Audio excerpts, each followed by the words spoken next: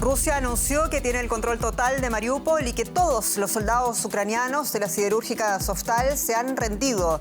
Más temprano, Volodymyr Zelensky reconocía la grave pérdida de la más rica y estratégica región del este ucraniano, el Donbass. Con el absoluto control de Mariupol, Rusia se acerca a su objetivo de hacerse con una franja hasta la ocupada península de Crimea. Vamos en breve por más detalles. Soy Jenny Pérez, aquí en Berlín. Destacamos. Rusia reconoce el control total de la estratégica ciudad de Mariupol poco después que el ejército ucraniano pidiera a sus soldados abandonar la defensa para evitar perder más vidas. Kiev teme por la suerte de los civiles y soldados en manos de Rusia. Desairando a Rusia a favor de Qatar, Alemania se apunta al suministro de gas procedente de Oriente Medio. De esta manera, el gobierno alemán está tratando de librar al país de los combustibles que financian a Moscú. Y creciente preocupación por una enfermedad rara de baja letalidad que inquieta al mundo. La viruela del mono sigue sumando países afectados. Hoy Alemania ha confirmado su primer caso en la ciudad de Múnich. Se lo contamos.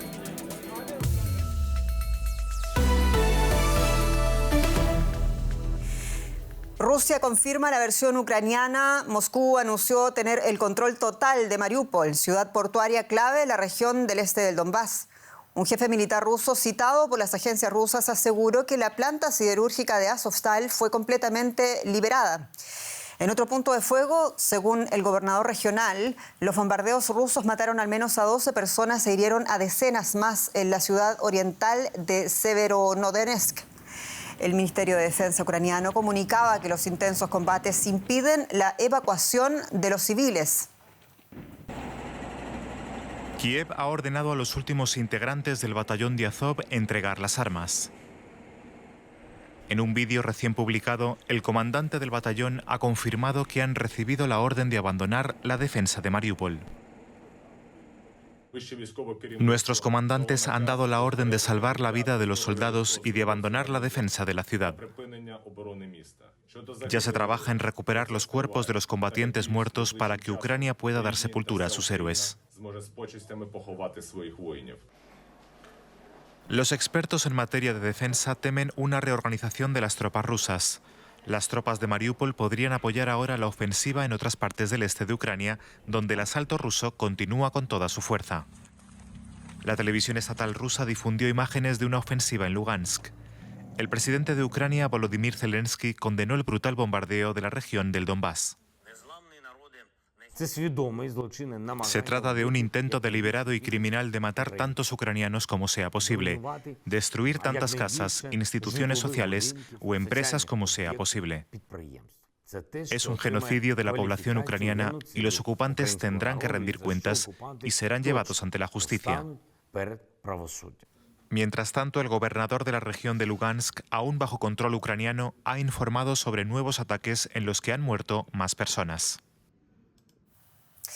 Y varias personas han resultado heridas en un ataque ruso a un centro cultural en la ciudad ucraniana de Lobosova, en la región de Kharkov, en el este del país. El presidente Volodymyr Zelensky hizo públicas estas imágenes que ven del bombardeo que ha provocado la destrucción prácticamente total de las instalaciones. Zelensky acusó a las fuerzas rusas de haber atacado deliberadamente el centro cultural.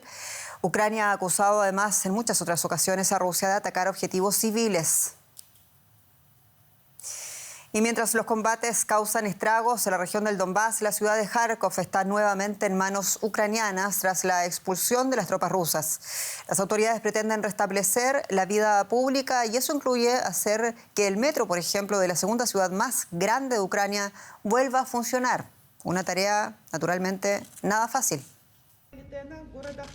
Vinieron a esta estación de metro para huir de las bombas y ahora no quieren irse. Le piden al gobierno que les deje quedarse. Las estaciones de metro de Kharkov han servido como refugios antibombas. Ekaterina Talpa y su marido viven aquí desde el primer día de la guerra. Vuelvo a casa cada 3 semanas, pero siempre tengo que prepararme mentalmente. Entonces voy a casa y me baño. Aquí podemos lavarnos, pero las condiciones no son ideales. Otros no tienen elección, ya no tienen un lugar a donde volver. En las inmediaciones de la estación de metro, muchas de las casas han sido destruidas. En algunas calles apenas ha quedado un edificio intacto. Olga también ha pasado los últimos meses en el metro. Es la primera vez que vuelve a ver el departamento donde vivía con su madre y su hijo. Le dijeron que había daños, pero no sabía lo graves que eran.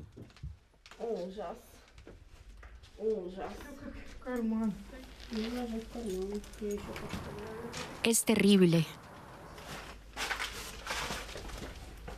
Un proyectil impactó en la pared de una de las habitaciones. Hay escombros por todas partes. Ella lo documenta todo.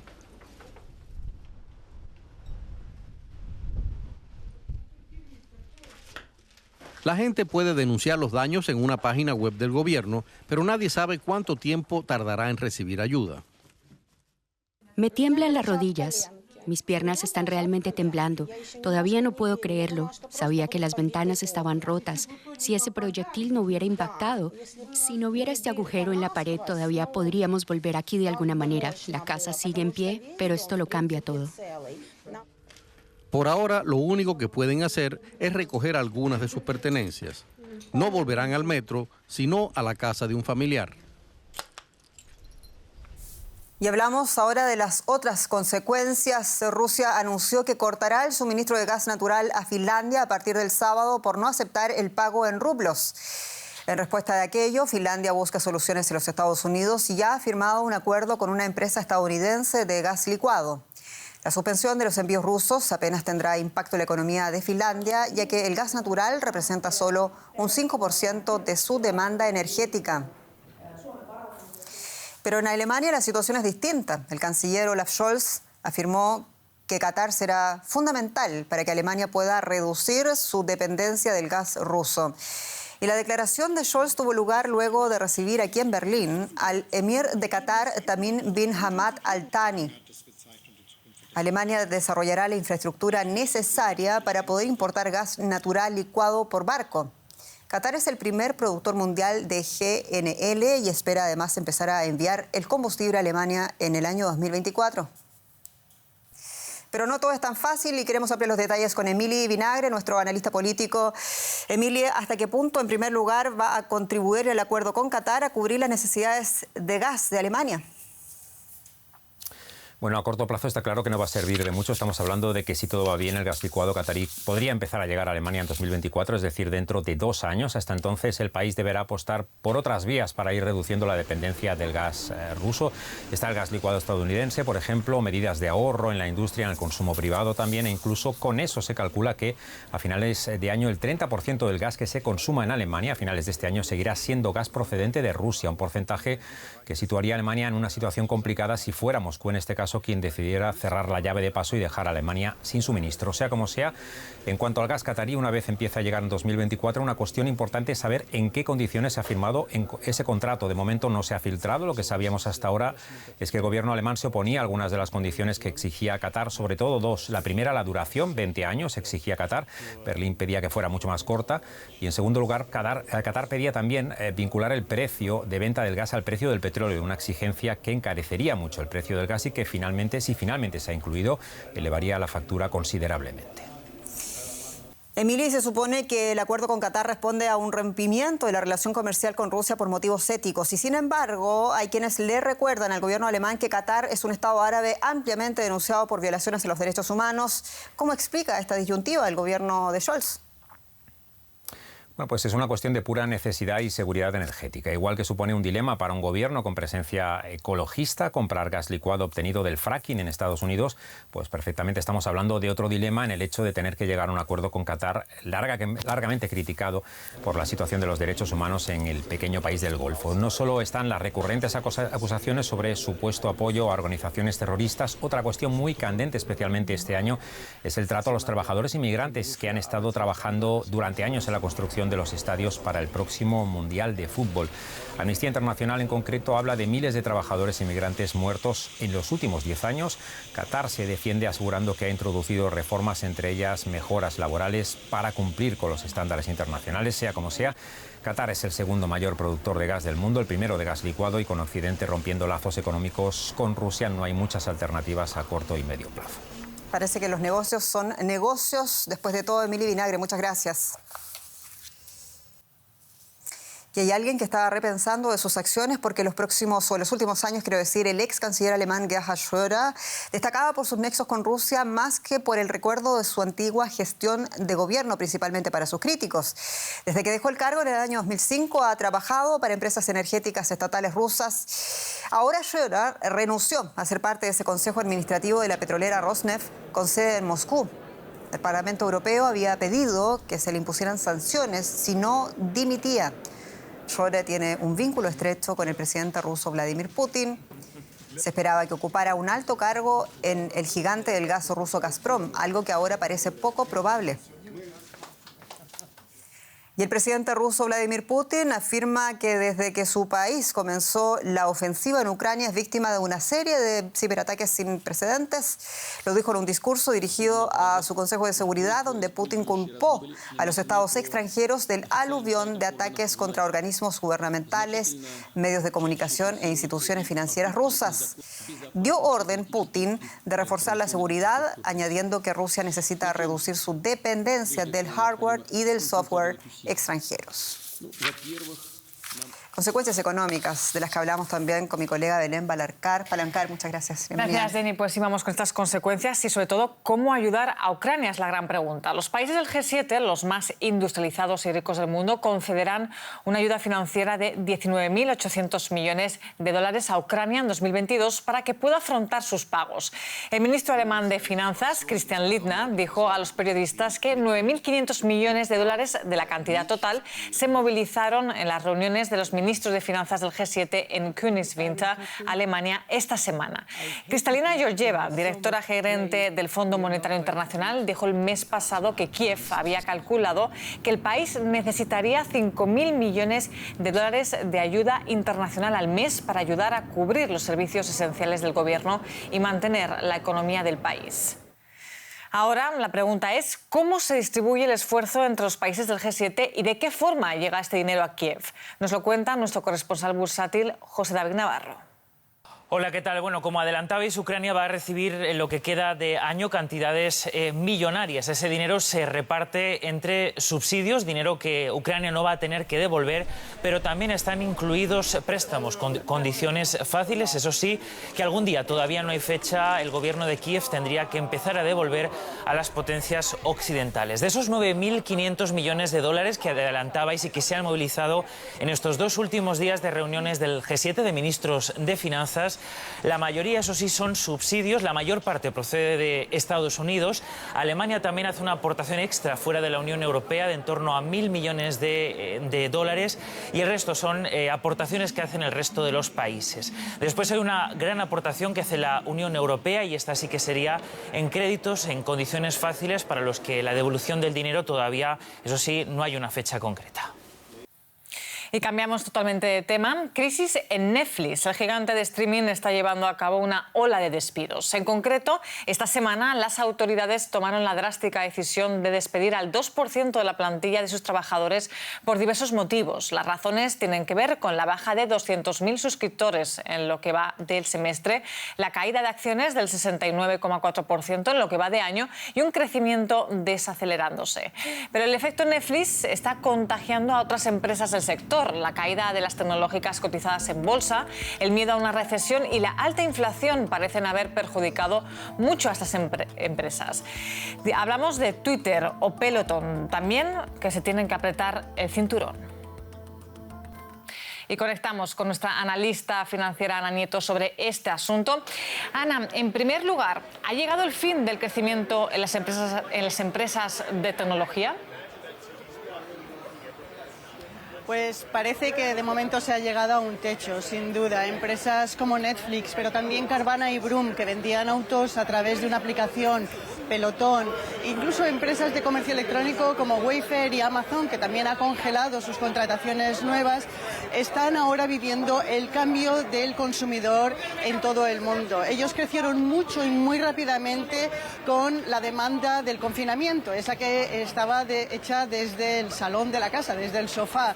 Pero en el momento en que se acabó el confinamiento, empezaron a crearse otras nuevas demandas, más de servicios. Y entonces estas empresas que crecieron un poco con un punto de burbuja han pinchado, son las que más han caído en bolsa. A esto se le une otra cosa, y es el hecho de que la masiva liquidez que se inyectó en los mercados de capitales ahora mismo está desapareciendo, y dada la situación económica y dada la situación financiera y la aversión al riesgo que se está creando, muchas de las empresas que confiaban en el capital riesgo ahora mismo ven como ese dinero no se está dando a expuertas, con lo cual se está controlando muchísimo la capacidad con respecto a la demanda y va a haber muchos más despidos.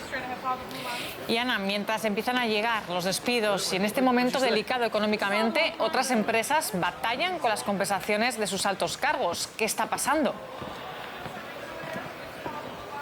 Pues que es la temporada de las juntas de accionistas en Estados Unidos, y algunas de ellas ya se han reunido, y algunos de los accionistas están diciendo que no entienden por qué las compensaciones a los altos ejecutivos tienen que ser tan altas. De hecho, esta misma semana se celebró la junta de accionistas de JP Morgan, el banco que está presidido por Jamie Dimon, a quien le han dado un paquete de compensación de 80 millones de dólares. De ellos, 50 son para que se mantenga al frente de la compañía, al frente del banco. Es una cantidad que un tercio de los accionistas ha dicho que no le parece bien. Y no son los únicos. Hay otras empresas como Coca-Cola y como Intel que están diciendo que sus altos ejecutivos están cobrando demasiado. Lo dicen, pero la verdad es que su decisión no es vinculante, con lo cual seguirán cobrándolo. Gracias, Ana Nieto, por este análisis y feliz fin de semana. Pues hasta aquí la economía, pero tenemos muchas más cosas que contarles, Jenny. Titular hoy aquí en Alemania, Belén. Se ha detectado un primer caso de la extraña viruela del mono. El Servicio Médico de las Fuerzas Armadas afirmó que el paciente en cuestión está en Múnich. Cada vez se registran más casos de esta rara enfermedad de baja letalidad en Europa y otros países. La viruela del mono se ha dado solo en África, y lo inusual, y esta es la noticia de la rápida propagación en Occidente, es que la mayoría de los infectados no ha viajado previamente al continente africano. La viruela del mono es una rara infección vírica que suele darse en pequeños mamíferos de África occidental y central. La propagación del virus suele ser causada por personas que viajan a esas zonas. Ahora, por primera vez, la enfermedad parece estar extendiéndose entre personas que no han viajado a África. Alemania, Bélgica, Italia y Suecia ya confirmaron casos luego de que lo hicieran Gran Bretaña, Portugal, España y Estados Unidos. Hay algo inusual en cuanto a la velocidad de propagación y el prolongado tiempo de incubación, 12 días, a veces 21. Incuba silenciosamente antes de que nos demos cuenta. Ese es el motivo por el cual creo que estamos viendo un aumento repentino. En Australia, un hombre que regresó de Gran Bretaña se contagió. Un segundo caso está pendiente de confirmación. El individuo diagnosticado en Victoria llegó de Londres. Voló el 14 de mayo, hizo escala en Abu Dhabi y luego siguió hasta Melbourne. Aterrizó allí en la madrugada del 16. Tenía síntomas leves antes de subirse al vuelo, pero al llegar acudió al médico inmediatamente. La viruela del mono es similar a la humana, aunque más leve. La mayoría de las personas se recuperan en unas pocas semanas. Los síntomas incluyen fiebre y dolor de cabeza, sensación de cansancio e inflamación de ganglios. El virus suele transmitirse por contacto corporal estrecho o por fluidos corporales. La Organización Mundial de la Salud pide estar atento a las erupciones cutáneas inusuales y reconoce que todavía hay muchas incógnitas en torno al virus. Una de las teorías es que la enfermedad se transmite ahora por vía sexual, pero es necesario seguir investigando. En otro tema, el presidente Joe Biden inició en Corea del Sur su primer viaje presencial y presidencial a Asia. El viaje de 5 días tiene como objetivo contrarrestar la influencia china y consolidar también el liderazgo de los Estados Unidos en la región. Al aterrizar, Biden recorrió una planta de semiconductores de Samsung con su nuevo homólogo surcoreano, Yoon Suk-yeol. Y su próxima parada va a ser Japón. En Corea del Sur, la primera escala de su gira, Joe Biden quiso demostrar desde el principio la importancia de la tecnología en las relaciones bilaterales. Después de los saludos de rigor en la base aérea estadounidense cercana a Seúl, el presidente se trasladó a una planta de semiconductores de Samsung. Allí era esperado por el nuevo mandatario surcoreano, Yoon Suk-yeol. Los dos jefes de Estado visitaron conjuntamente la planta, la mayor de su tipo del mundo. Según Biden, la enorme instalación servirá de modelo para una fábrica de 17.000 millones de dólares que Samsung proyecta en Texas. Impulsar la producción de chips informáticos avanzados es un objetivo político clave del presidente, tal y como destacó al final de su visita.